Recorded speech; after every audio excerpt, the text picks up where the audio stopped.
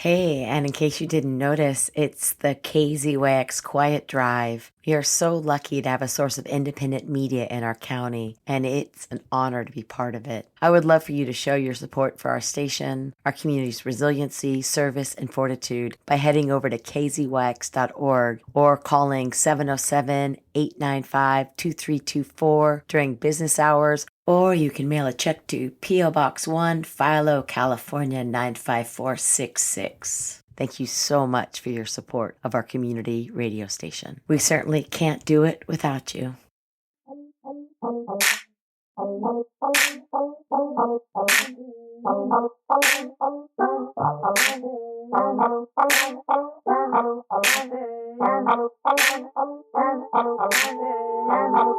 Hi, and welcome to Be More Now.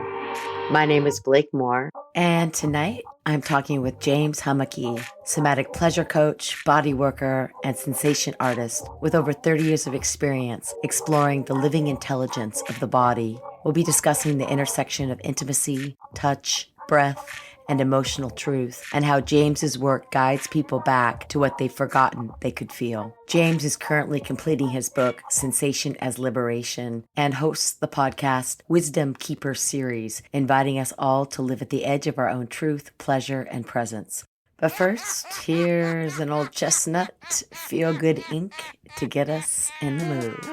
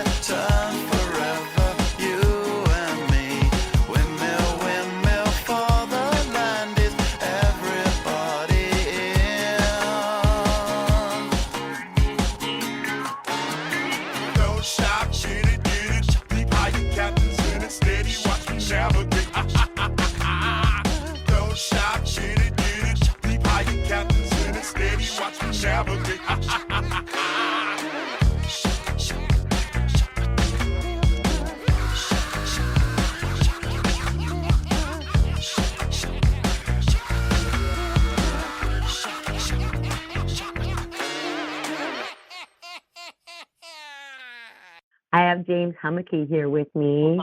And James, it's really excited to hear you talk about you, your background, who you are as a body worker. You're a Mendocino and have been a Mendocino local for a long time. And tell us a little bit about you. Well, that's always a good question. Where do we start? So I made it to the Mendocino coast in 1993. Got up there.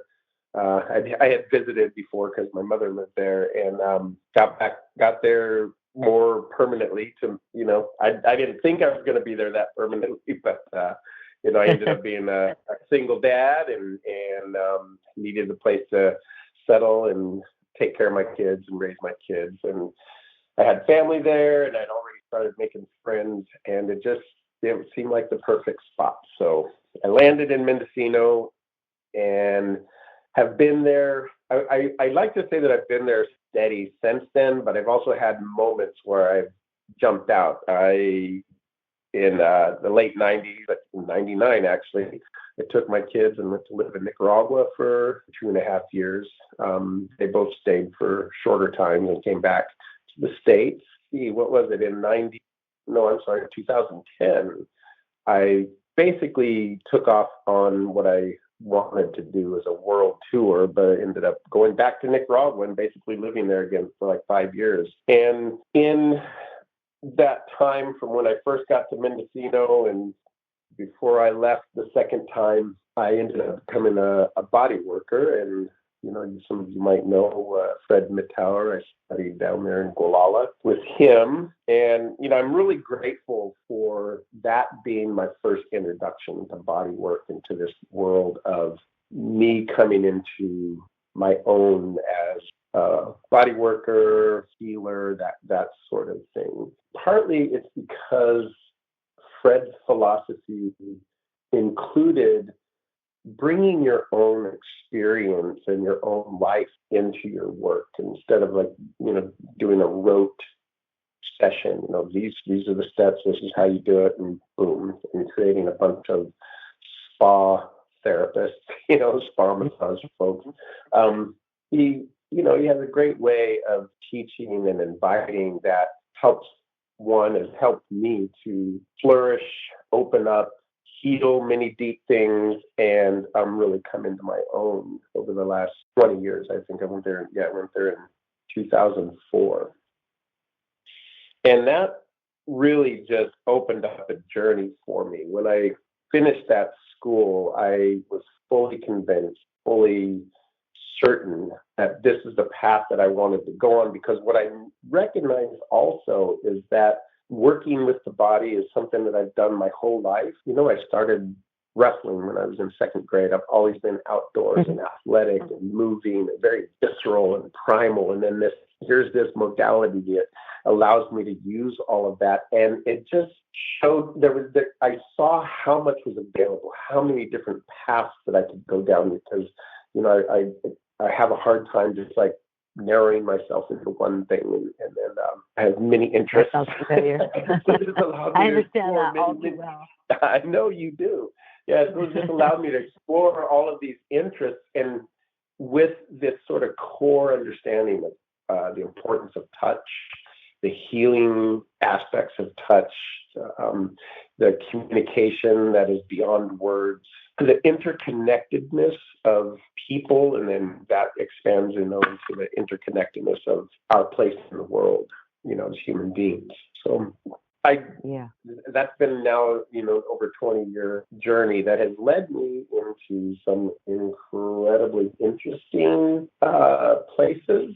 Say that, I've gotten to really expand my understanding of the human body, of how life works, like making more sense of life in general, and being able to actually bring forward and give voice to something that I've felt ever since I was a kid. Is like, there's a better way to live. We can do this better, humans. We can. Our base soul aspect is not kill them all, me first, extraction. That really isn't our first directive. Our first directive is communal and tending and care and And so this has given me the opportunity and the ability to give voice to what I felt for most of my life. Through these studies and these experiences, I've gotten to look into deep parts of myself, what we call shadow work, if you will, the inner child, all of those kinds of things, and find, again, voice for that and actual integration. I even use integration more than healing, because I also found out that, we're not broken. We just maybe have some bad training or some horrible experiences. And so, being able to really own that piece and look into those dark places and the place I didn't want to look, what's the shadow side of being the nice guy? What is the shadow side of denying and repressing sexuality and pleasure? Am I not even understanding what I was born into and how that is seen around the world, and then how to interact with that? Yeah. I was going to say one thing that you said, because I think that part of the reason I really want to talk with you is that we live in such a sexualized society. We can see someone's head get blown off, but you can't see something that, a lot of us, if we're lucky, we do on a regular basis. It's really an interesting time as we're coming out of a shame-based reality. A lot of the addiction teaching is that you're bad, you're powerless, you've done wrong. And if we keep focusing on how we're wrong or how we're bad or how our bodies are bad or all those things, we end up reinforcing those beliefs, and then the shame and then the anger. And we are biology. We're made of earth. And that aspect of us, I think, it's so important to be able to find ways to reclaim that aspect of our essence. And I think that's why your work is, to me, that's what it embodies. That's one of the things that I've seen in the work that you do. Thank you, Blake. I appreciate that. I appreciate being seen that way and understood. And I know, we've had some really wonderful connections, and we have some places where we really see eye to eye in this. And sometimes it's a little bit, I would say it's a little bit outside the box for some people. Yeah. And so another thing that I've really, really tried to do is find a way to speak about it that is not so highfalutin, esoteric, spiritual, you go somewhere where somebody hasn't lived or experienced those communities and that way of talking and that way of perceiving the world, and you say something like tantra, or you say something like shadow work, or you say something like, downloads or transmission, these things, and then people just all the words, channeling or whatever, or they glaze over, or they get kind of pissed because they feel threatened because you're speaking in a way that is not relatable. So I've had to learn, and this was a beautiful thing about traveling and living in other countries, was having to get off my own high horse and out of my own sense of specialness. I'm an American and I know what I'm talking about, until you don't, until you really see that you don't. You're trying to speak in another language. You're trying to communicate in a relationship, people with completely different life experiences than you have, and trying to engage and transmit information and energy is just, it's a thing. I tell people, I speak a lot of languages. I can speak full on blue collar redneck all the way up to esoteric Maui beach speak. And I have a poem I'd like to read, actually, that is, I love that. Sort of indicative of what I'm talking about. And this thing came up today, this memory back in the 90s, and I cannot remember for the life of me what the name of this brand of tea is. But inside the cap, they used to have these little sayings, and it wasn't Snapple, I don't think. It was something else. And I still have this cap. I know it's in my stories. And it just says, "Be the lizard, Danny."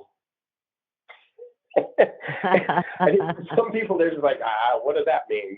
For me, it was just like, oh, yes, it resonates so deep. And it just like that primal, visceral, authentic, moving like a, snake, a lizard, very sensual and very close to the ground. And it just conjures all of those for me, and I just remember that place as being that statement being kind of this touchstone that I had for years.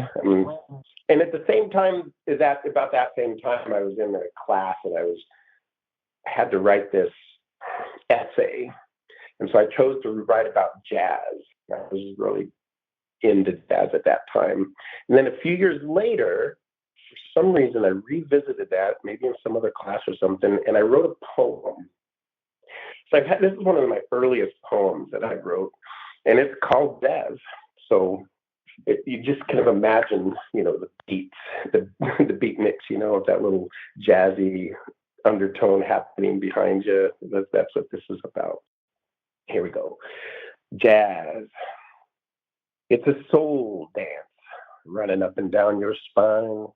Send your fingers snapping, your toes tapping, your head bobbing to the cool throbbing of the bass at the base of your skull, your soul swimming through that thick honey hive of brass.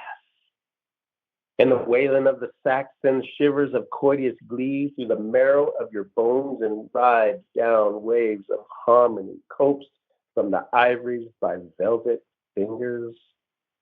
The tick, tick, tickety-tack of the snare, jumping and thumping, its rhythm fixing your soul, runs lick, lick, lickety-split round the stage. Whirlwind magic of sight and sound make your mind scream to the beat. That hip, hip, hop, ba-ba, bebop, don't stop, do drop in to the blue note. And man's whole covers, red hot lovers, painted lips and lascivious hips and skin-tight skirts, gyrating to that pulsating beat. Infectious soul, infectious rhyme. Goateed and mustached men sip and rye, sit and cry for the sound found round, not rote. Handmade tie-dyes and soon all eyes rest upon the cool dark man saying, hey, daddy-o, to be a cool cat, you got to be hip to this jive. Ba-da-dee-ba-ba. That's really fun. Yeah, that's so musical. Yeah, it's musical. I love that, like brass and just that kind of sense. I have a poem that's all about the Mississippi and the music, and I would love to read that together. That'd be really fun in some future incarnation. Thank you for that. Oh, heck yeah. Yeah, of course we're on KZYX here, right? We're having an authentic conversation, and it's 7:00. It's dinner hour, and there's so many elements of what we're really allowed to talk about and what we're really not allowed to talk about. And we usually self-censor because we have to in the climate of, being concerned with our amazing radio station. And we are in a silent pledge drive. So if anyone's listening, we'd love for you to do a pledge.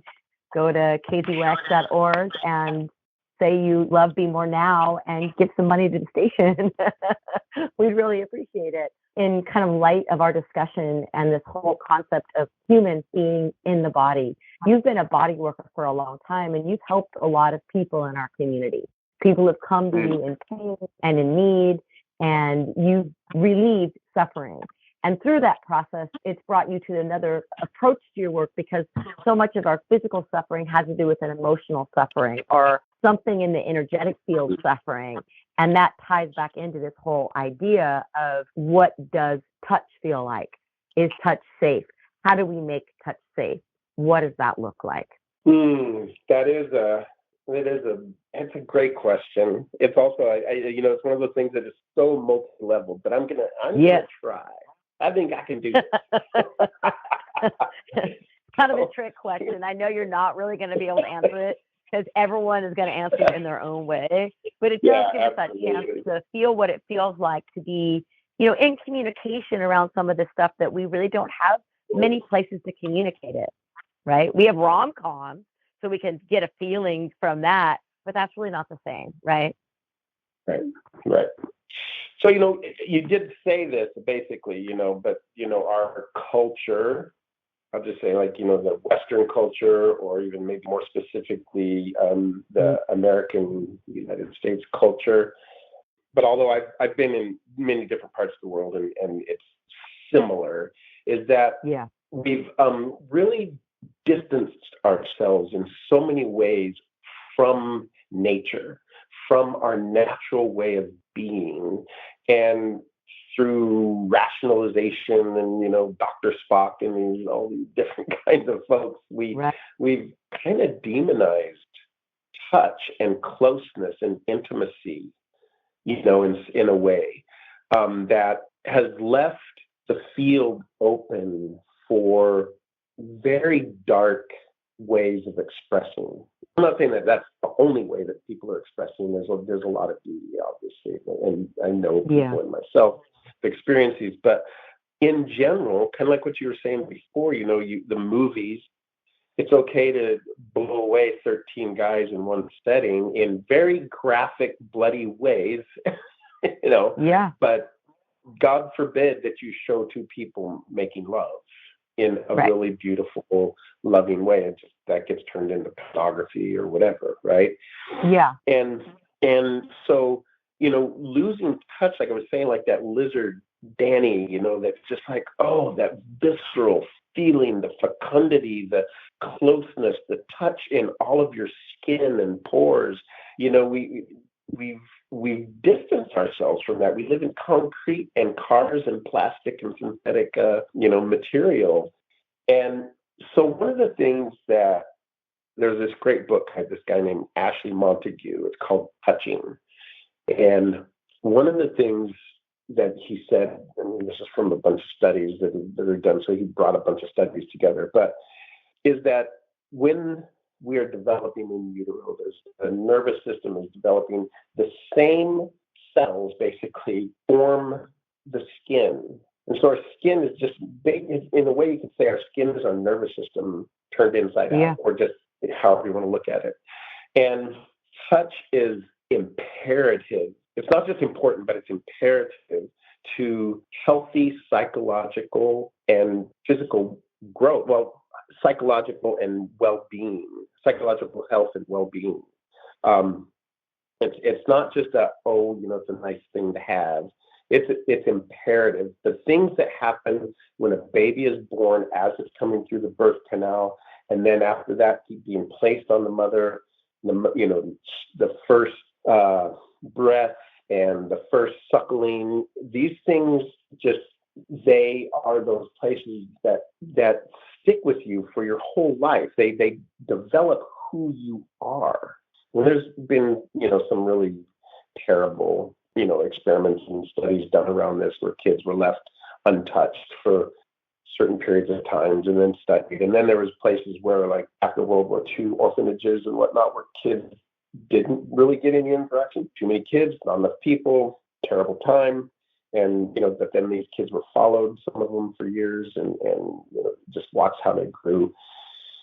It leads to all kinds of things. I'm not an expert in, the field in that way, but it definitely leads to a lot of detriments in our lives when we don't receive healthy, loving touch through the mother, through the father, through the family, through, nature, like being on the earth also, like, when kids are eating dirt, that's not a bad thing necessarily. So they've actually done studies where it shows it helps. They've been kids with really bad autoimmune issues, you put them outside and a lot of their issues clear up because of the minerals in the dirt, or just our own body's ability we're so hyper clean that we've lost some of our own innate immune system to be able to process out these things. So when I have dirt under my fingernails, I'm always like, my immune system is really healthy. And I garden and I paint. That's the reason why. I just want to take a moment and remind you that you're listening to Be More Now. I'm your host, Blake Moore, and I'm speaking with James Humecky, Somatic Pleasure Coach and Touch Specialist. It just clarifies things really beautifully in that we need physical touch, like we need other human beings. We really do. And somehow or another, that is looked at as, it's not wrong, that it's just looked at kind of askance, you know what I mean? Like, oh, Right. I don't know about that.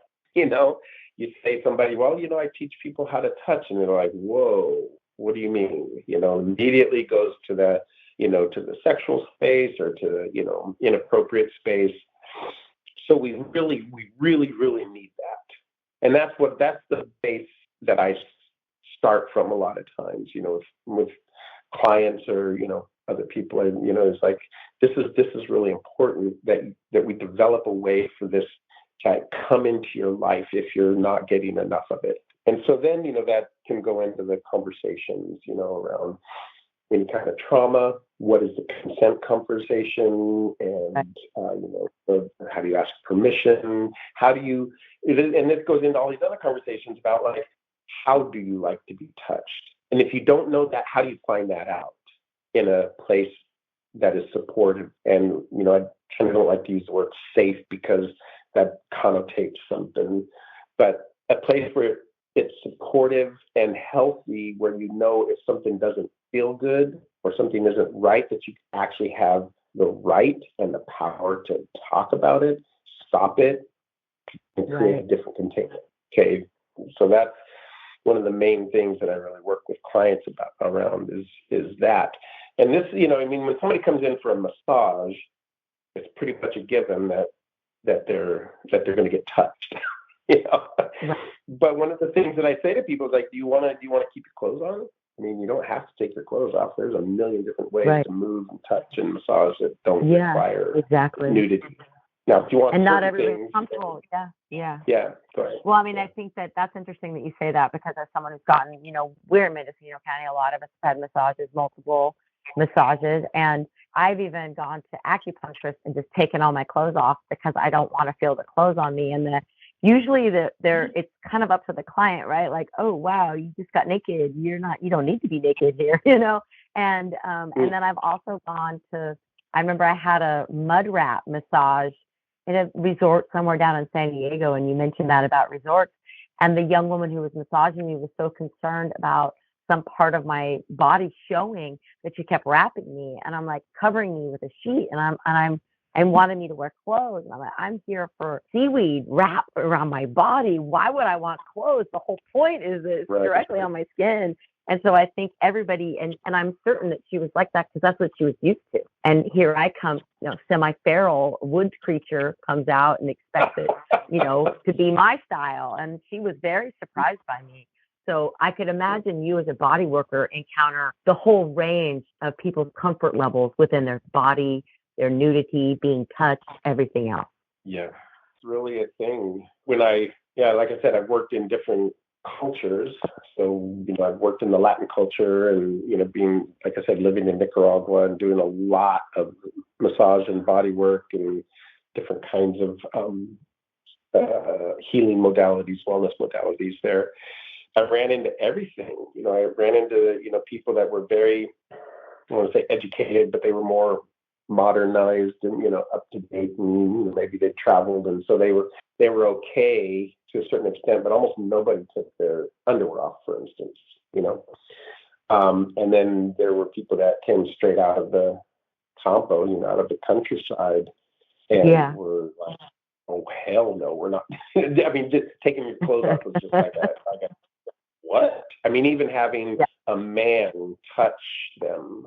And this I find a lot. I mean, this is one of the things I had to deal with when I was really, when I was first beginning, is the perceptions and mindset and, you know, what's the other word I'm looking for? But, you know, around massage itself, stigma. And then there's adding the layer of a man doing it, you know, so I, you know, had to find ways of creating a space that was accessible for people, that they felt comfortable, that they felt trust to be able to come into this space. And I had to really develop trust in myself, So, I mean, I have my own experiences with inappropriateness towards me and, social conditioning throughout my childhood and young adult life, you know what I mean? And so I was bringing all of that, religious upbringing, all kinds. I was bringing all of that with me, and I knew it. And right off the bat, I made a pact with myself that when I entered the massage space, the room, the studio, whatever, the table, that all of that had to go to the back. And what had to present forward was safety, trustworthiness, getting my own perceptions and my own biases and my own stigmas out of the way and meeting that person, who they are, where they are, and in this space. It was a sacred, sacred, sacred space. And I had to really hold that because a lot of things happen. I've had people present, come in and present things and just like, oh my goodness, it was kind of mind blowing, when people tell you stories or they have something else going on in their mind about what's happening here and having to speak into that and put a stop to it, Right. I mean, I'm not going to tell any stories here. I'm just saying it's, there's a lot Everyone's got stories. We all have stories. There's a lot of stories. It's a deep well of experiences we have. And some of those experiences, they get embedded in the tissues. As you said, as Fred says, like sometimes the issues are in the tissues. And I've had experience with body work where I'm being touched in something that I didn't even know maybe lived in my knee. And suddenly a memory just comes forward out of nowhere.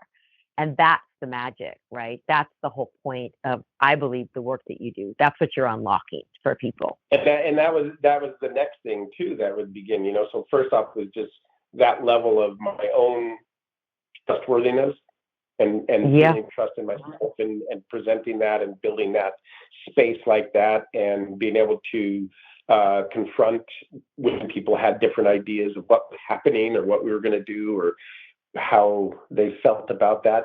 And then, and I remember one particular time when I was working on somebody who was going through a cleansing process at a center.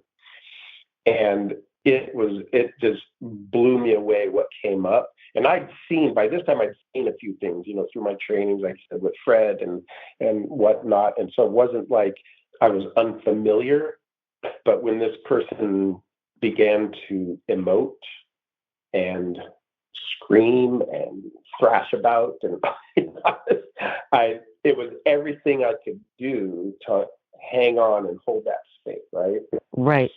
And it was these things that really, really began informing me the power of touch, the necessity of touch, and the dearth of touch that we have, what we're missing in that space.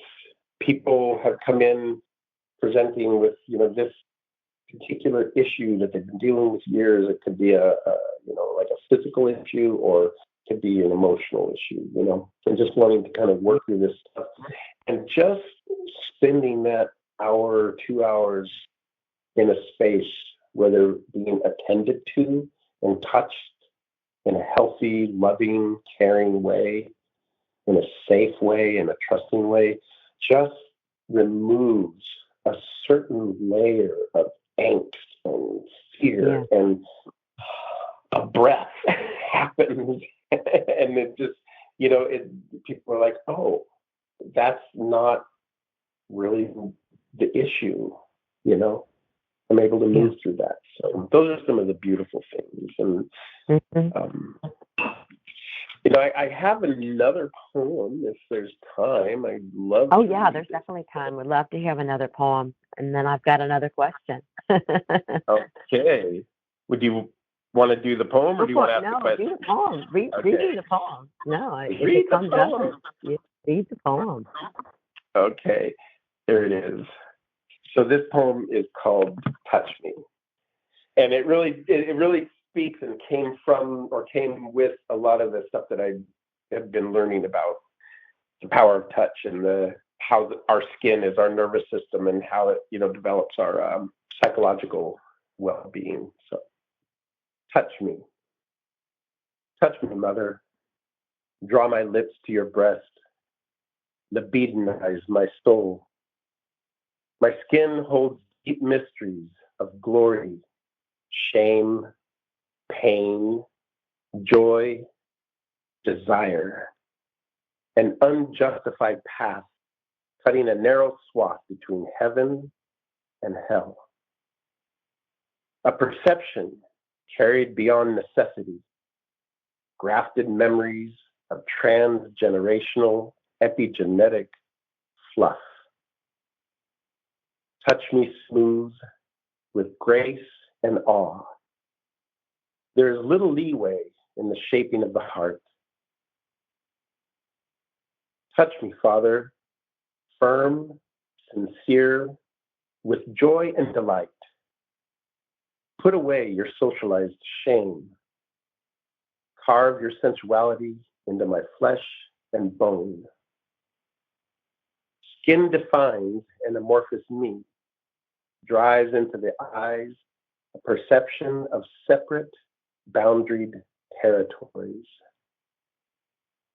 Skin feels the truth of a porous, malleable reality, and my soul is shaped in this touch and that.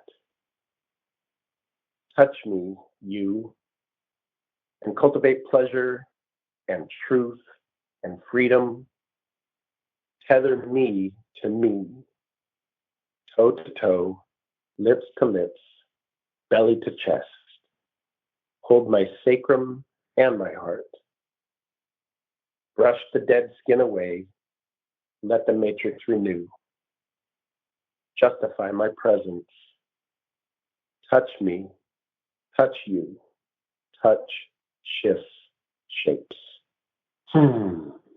Yes, that's nice. Thank you. Yeah, it's interesting that you talk about, the studies the cruel studies that have been done on babies, showing what happens. A lot of it happens with orphans, and researchers have access to beings who aren't protected by parents, and how important touch is in our life, and how sometimes it's not there. Hugging, that ability to pass that down. I remember my grandfather was pretty mean, and when he touched me, he patted me really hard, and I used to run from him because his idea of touch was, slaps on my knee. How you doing? But like multiple times, and it would hurt. My leg would sting.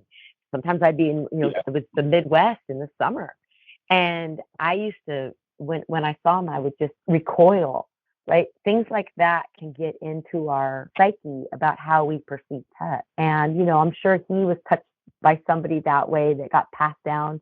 They got passed down. They got passed down. So, he's not a horrible man. That's just what he learned. So that's what he passed on. And I feel like, a lot of us that have maybe, I'm speaking really for the choir, but a lot of us who've moved out this direction. Part of the reason to live this close to the ocean is you're getting farther and farther away from your upbringing, ideas of culture, your big canvas to make your own version of life out here. And I think a lot of people do that. I think that we have a special environment to explore some of these kind of deeper ancestral wounds that many of us carry without even knowing. Agreed. Yeah, and your poem inspired that thought. So thank you, James.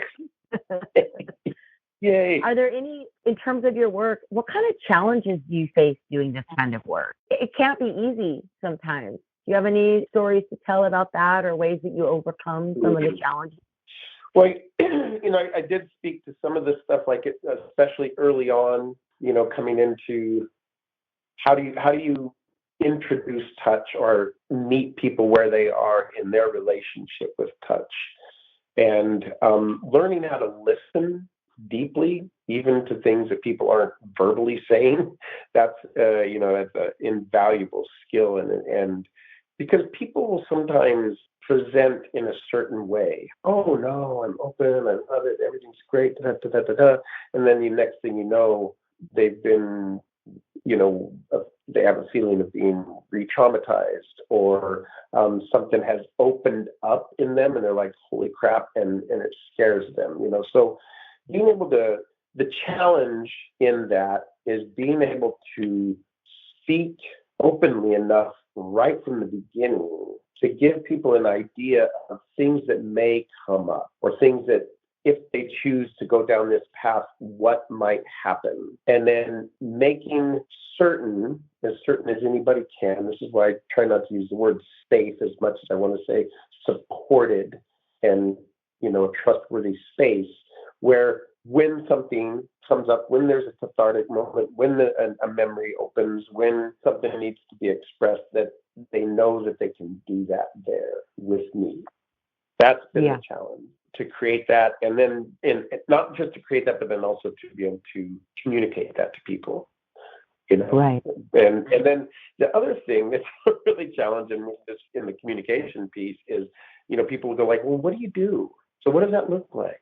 So how, it's like, if I was simply working in a spa and doing massage in a spa, that's fairly easy. Here's the description of the treatment that you're getting. Right. I've never worked in a spa. I've never worked in a spa. So, the description of the treatment is, what are you bringing to the table? How do you and I interact and communicate? What is the container that we create together? And then we see what comes up. So it's almost like I spend a lot of time talking to people and trying to explain what they might be getting, Right. Don't front load it with too much information. Just let the moment arrive. Yeah. Yeah. And so that's one of the case with everything. I think that's just a philosophy of life. We can plan all we want, but the moment's going to dictate what the plan is, and the more flexible and willing to just show up and be present you are, the more the plan is going to go as planned. Right. And then I would say, like in the sense of challenges, the other thing that is, and this is, I would say this is maybe more recent, let me say in the last 5 years, it's really, I've gotten a real deep understanding of, like, you can't do this kind of work in a one-off, Right. You can introduce things to people, some things can come up, you can have a little bit of coaching around it, but it's a process, and it could be a long process. I have one client that signed up for a 12-week program after having worked with me for several months, and sort of building a rapport, signed up for, my 12-week Somatic Pleasure Coaching course, which is a lot online and then has some in person. And then after the end of that, 2 months later, signed up for another 6 months. And then as we're working, it's just like this continuous movement forward. I mean, this is, I feel like, one of my bigger success stories too, just the way this person has really dropped into their authentic being, their authentic self, their sensual self, this ability to be the lizard, right? I love that came back to that space, but that idea of, like, we are these visceral, sensate beings that have been largely cut off or disassociated from our nature and from nature itself. So there's a need, and this is sort of the way I see myself right now, there's a need for reintroducing people back to that natural way of being, right, with tools of how to get there and then how to navigate that opening and things that come up, and traumas and the vicissitudes. Well, and the other side of it, some of this work, the nice thing about working with somebody who's not your partner is this work can kind of come up on its own, and you can do your work by yourself. And sometimes in partnership, we tend to, when something comes up, we don't know what to do. And if the person that you're with isn't skilled on that level, it can be challenging. Having a safe place to explore some of the deeper aspects of self are really important. We're getting close on time, so I want to make sure you give your website. And I know you do a podcast as well. So I want to make enough time for you to talk about both those things. so people, if they're interested, can find you. Mm-hmm. Thank you, Blake. And just to say this is I do also work with couples to help people develop that language together. So that's, if anybody's interested. You can go to my website. It's somatic-pleasure.com. Got to do the dash. And on there, you can sign up for a newsletter. There's a weekly newsletter that comes out. I have a community, and there's 2 community calls per month. And we're kind of working on maybe shifting the date a little bit or adding another one in at this point, but you can sign up for the community. There is a link to my podcast, which are dropped on YouTube. And I'm starting this whole new series of podcasts right now called Wisdom Keepers. I formerly had another name for it, but I decided to change it. And Wisdom Keepers. And so there's a new podcast dropping May 2nd. But right now there's some on there, and there's a lot of other information too on my YouTube channel. But somatic-pleasure.com, and you can find all of that information.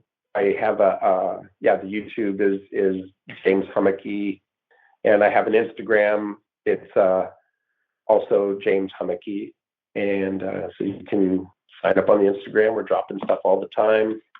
Got a great little team working with me to get all that social media stuff done. Yeah, that's it. I'm pretty simple. I don't have Twitter. I don't have TikTok. I don't have Snapchat. I can't hardly handle what I've got right now. So. Yeah, exactly. Well, I really, really appreciated you taking the time to talk with me about this and just open up that dialogue about, what it is to be human and in our bodies and finding our way back to each other. Because as you mentioned at the beginning of this talk, we are in a time where people are really noticing each other's differences. And what we need to start doing is finding the places where we can come together and open ourselves up to love and to differences and start making more peace in our world. And peace starts within our bodies. And we're never going to get it outside until we get it inside. So thank you for your commitment to doing that, because I know you do that, James. And I'm super grateful. Yeah. Thank you, Blake. And I'm grateful for you for having me on. This has been beautiful. Love the conversation. All right. So that wraps up my interview with James Humecky, somatic pleasure coach, touch specialist, body worker with over 30 years of experience exploring the living intelligence of the body. I hope you enjoyed that conversation as much as I did. And I'd like to make a couple of community announcements.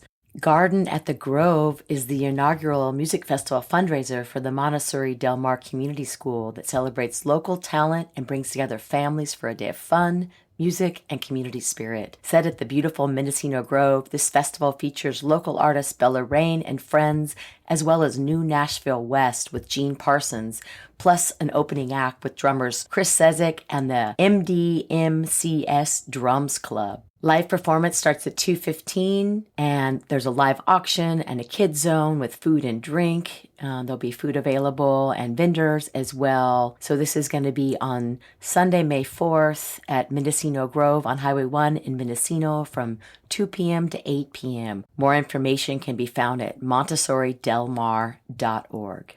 And also pretty exciting this weekend is the first annual Fort Bragg Blues Festival, May 2nd to 4th. And it's a 3-day event bringing together notable and up-and-coming blues musicians to the heart of downtown Fort Bragg, promising a weekend of soulful tunes, delicious food, and coastal charm. And it kicks off with First Fridays, when shops and galleries stay open late in Fort Bragg, so the streets are going to be filled with visitors and local alike.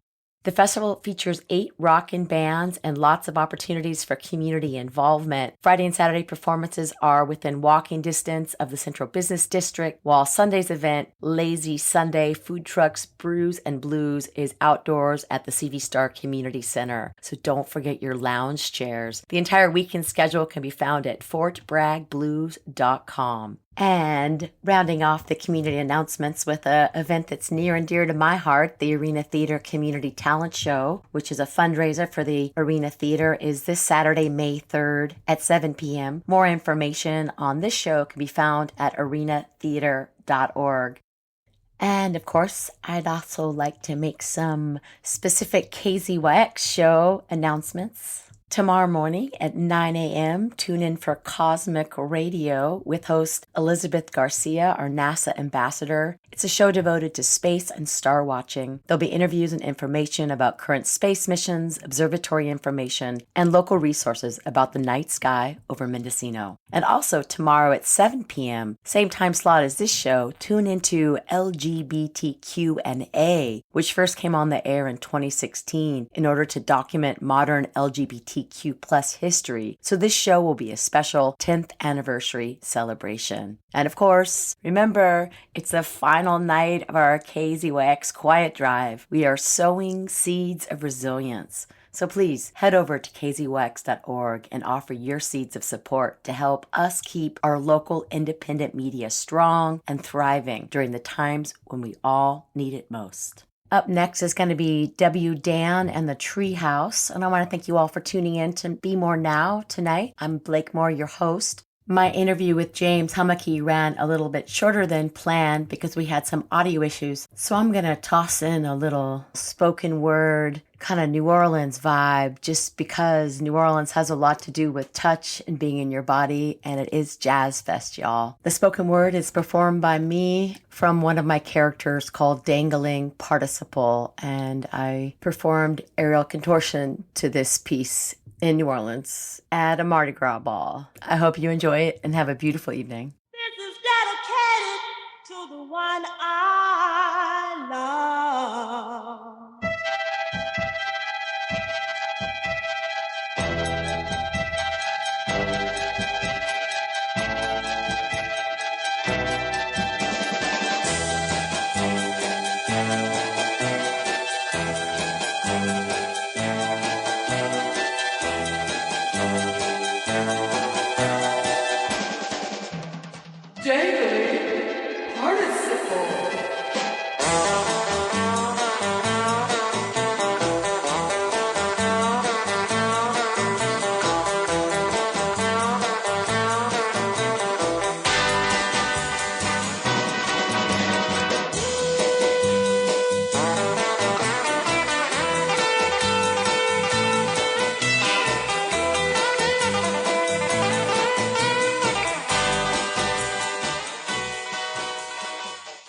I am many different people. Which one depends on who? I change myself to fit our comfort level. But the I am in any given moment both depends on and is canceled out by who we see and who we want we to be. In between us all is a membrane words barely approximate. It is neither flesh nor spirit, man nor woman, color nor absence of color. It is all things living simultaneously, much like the ideas we wear, you and me.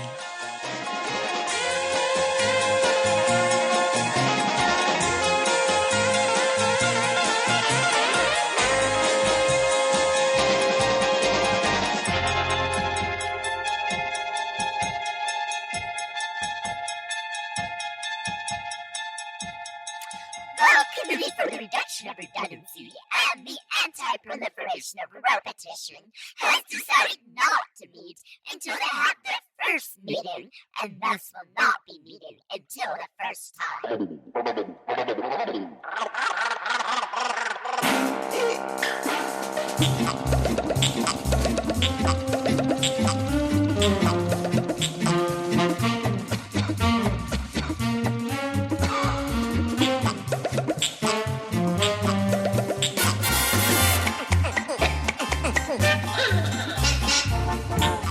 If writers write, how come fingers don't fing? If the plural of tooth is teeth, shouldn't the plural of phone booth be phone beef? How come the time of day with the slowest traffic is called rush hour? Does synonym have a synonym? Why is abbreviation such a long word?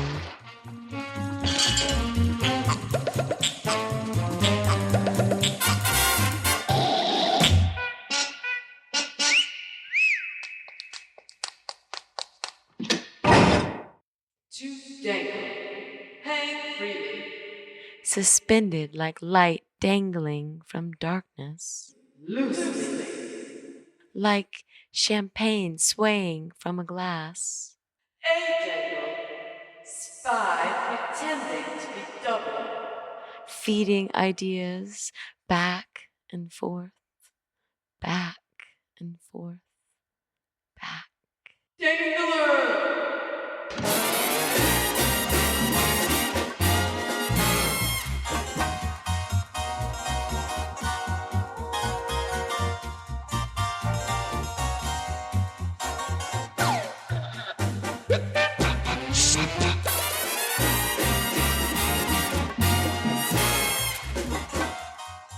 I dangle before you, seemingly above you, but I ride upon the silence of your words. Black, white, blue notes equal, each finger a Fibonacci syllable of taste and smell and sound and touch. Me alive inside this body, you alive inside yours.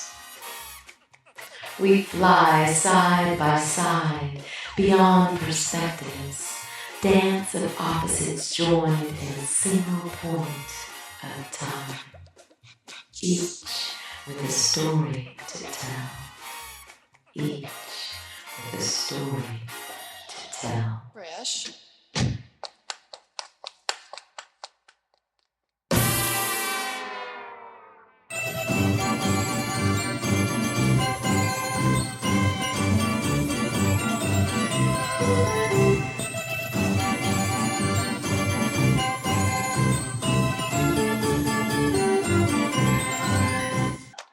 When young, circuses appeal to all of us.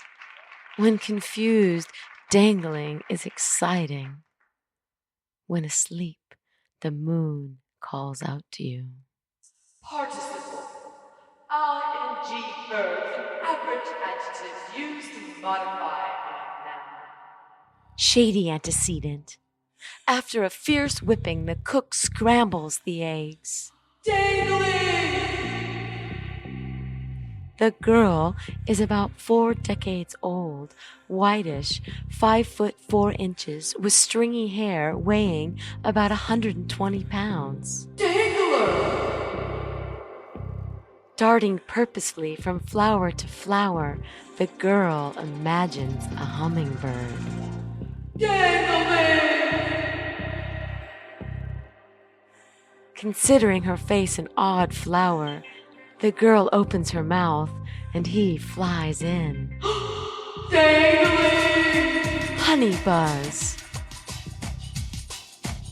The backward poet writes in verse. Dangling! There is no egg and eggplant, no ham and hamburger, no apples and pineapple. Dangling! Soaring about in the crevices of her teeth, time fragments to create little wings of lips and eyeballs.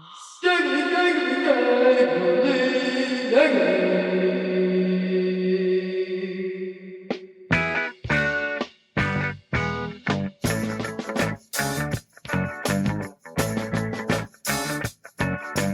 Listen, people, come on, listen good. We got a dance that's gonna do you some good. You got to pull off your shoes. You got to pull out your shirt. Relax yourself. Get ready to do the dirt. Doing the dirt. You got to watch me work. You got to stretch your legs as far as you can. Fix your leg now so your knees won't bend. You got to bend your hips. You got to bend it good. Shuffle your arms like it's all in wood. You in the dirt. Dirty, dirty, dirty, dirty, dirty, dirty, dirty, dirty now. Get that.